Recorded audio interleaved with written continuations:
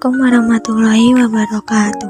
Halo teman-teman, kembali lagi bersama dengan saya. Kemarin kita membahas tentang fonem dalam fonologi. Sekarang kita membahas tentang fonotatik yang disertai dengan kata imbuhan. Yuk sama-sama kita belajar.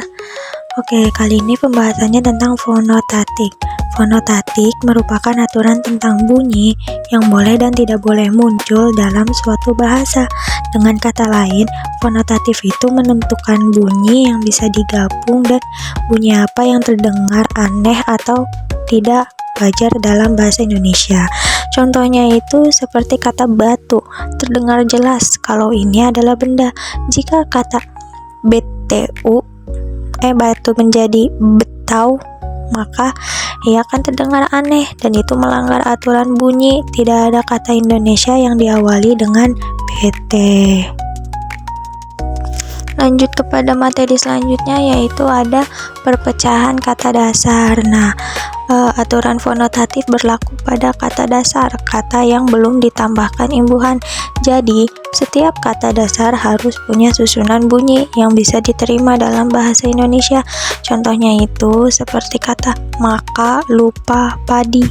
Kata ini bisa diterima karena sesuai dengan aturan bunyi dan juga memiliki makna. Tetapi jika kata seperti emkan, pda, ikup itu tidak diterima dalam bahasa Indonesia karena tidak sesuai dengan aturan bunyi fonotatif. Oke, masuk kepada materi selanjutnya, ada perpecahan lebih dari 40 kata. Kalau kata atau gabungan yang katanya panjang banget, aturan fonologinya juga fonotatifnya juga harus tetap berlaku. Meskipun panjang, setiap suku katanya harus tetap bisa diucapkan dengan wajar.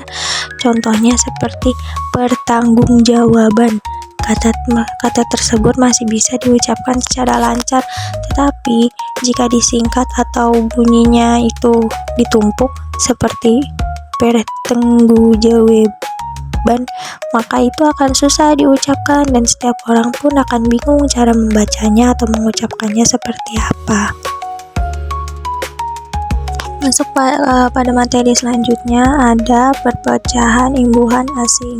Imbuhan asing ini merupakan bunyi bahasa dari bahasa lain yang disesuaikan agar cocok dan bisa diucapkan dengan mudah dalam bahasa Indonesia, seperti imbuhan bahasa Inggris, bahasa Arab, bahasa Sanskerta, dan lain sebagainya.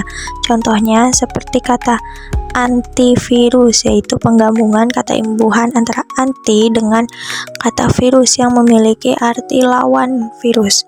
Hal ini dapat diterima baik dalam bahasa Indonesia dan sesuai dengan aturan fonotatif.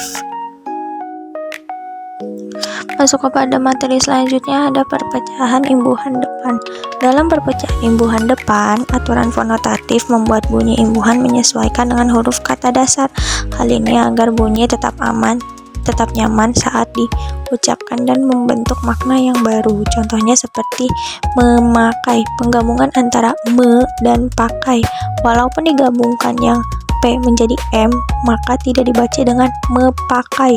Tentu bentuknya akan menjadi aneh. Perubahan ini terjadi karena fonotatif mengatur agar bunyi pertemuan antara imbuhan dan kata dasar tidak sulit untuk diucapkan.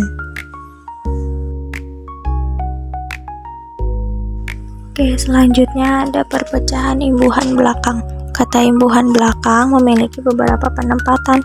Contohnya seperti bunyi an yang sering dipakai untuk membuat kata benda dari kata kerja atau kata sifat.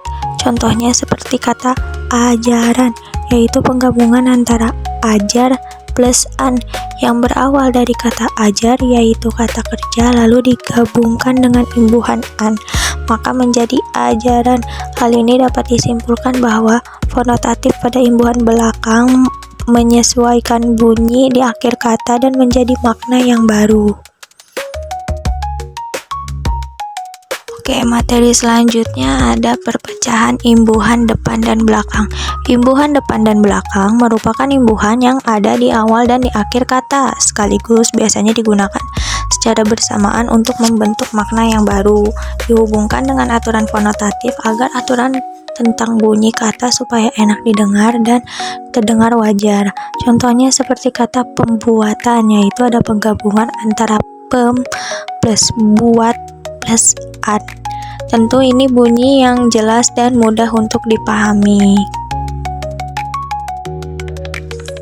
Oke, di sini kita mengambil kesimpulan bahwa fonotatif merupakan aturan bunyi dalam bahasa yang membuat setiap kata menjadi nyaman didengar, mudah diucapkan, dan nyaman didengar.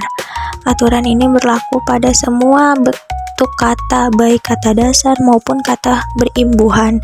Dalam kata dasar, bunyinya harus mengalir dengan alami. Pada kata panjang atau gabungan susunan bunyi tetap harus mudah diucapkan, imbuhan asing agar disesuaikan agar cocok dengan lidah Indonesia.